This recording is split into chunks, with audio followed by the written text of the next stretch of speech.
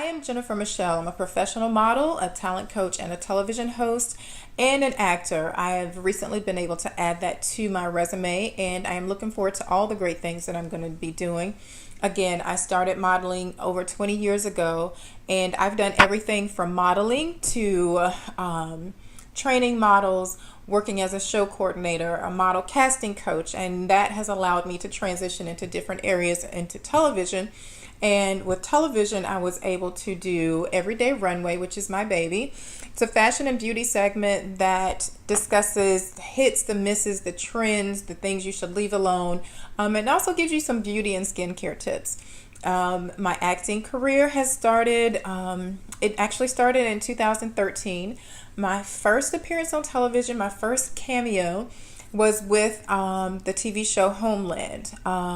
Absolutely loved it because I got to see one of my Criminal Minds favorites, which was the best part to me. So that's a little bit about me. Now, you're here because you want to know what you have to do before you get started in the modeling industry.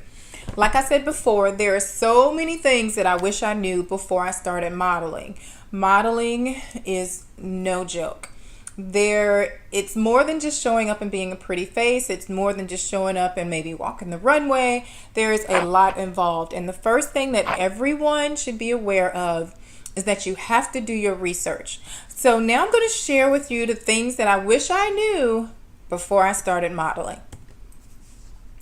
The first thing I wish I knew was what my real goal was.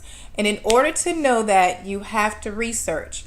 What's your goal? What is it that you want to do in the fashion modeling industry? One of the first things that I always ask all of my clients is, what's your goal? What type of modeling do you want to do? And you would be amazed at how many people have no idea. So the first thing that I need for you to do, and the first thing that I need for you to know, is that modeling requires some research. You have to study. You have to be able to tell us what's your lane. What are you going to do? What kind of model do you want to be? Do you want to be a runway model? Do you want to be a print model? Do you want to be a commercial model? Do you know the difference between those three? Are you a petite model, or are you a plus size model? Are you an industry standard model? These are all things that you have to know. You can't just walk into my office and say, oh, I'm interested in modeling. How do I get started in modeling? The first thing I'm going to ask you, what kind of model are you? Do you know the requirements for the type of model that you want to be? A lot of people say they want to do runway modeling. Well, in order to be a runway model, especially if you want to go to New York, you have to be at least 5'8". The industry standard for models is size 0 to 2, sometimes 4, and then at least 5'8". And why is that?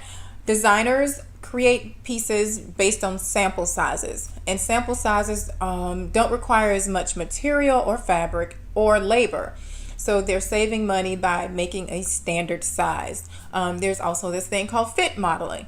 If you want to be a fit model and fitness model, two entirely different things. So that's where you're going to learn that you have to study. You can't just walk into someone's office and say, oh, well, I want to be a model. Type in the comments for me if you know what type of model you want to be. Type in the comments for me if you can tell me your height. One of the other things that you'll have to do, I mentioned requirements, is things you must know, your measurements and your sizes.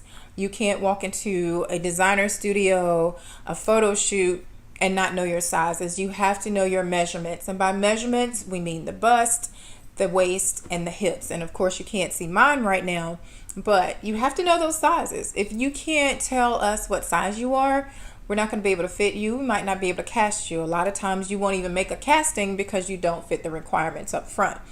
The one thing that fashion industry people hate more than anything else is lying about your measurements. Don't lie and say that you're a certain size just to fit the casting so you can get to the casting, because what's going to happen is you're going to show up, the designer, the casting agents are going to be looking for one thing, and you're not going to make that.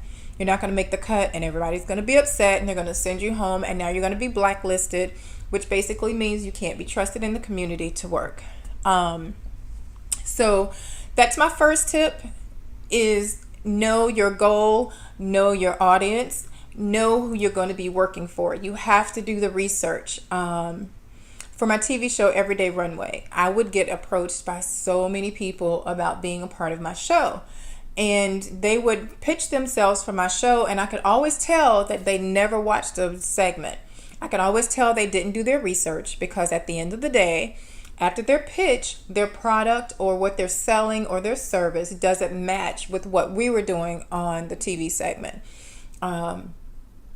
Our audience was geared towards the adult woman, the woman who wants to be sexy and save as much as she can on a very nice ensemble, and also be out and be that career mom or be that career, single lady. Not everyone is a mother. So if you come to me and your product doesn't go in line with that, and I say this, it was an early morning show, so there were only certain things that we would show.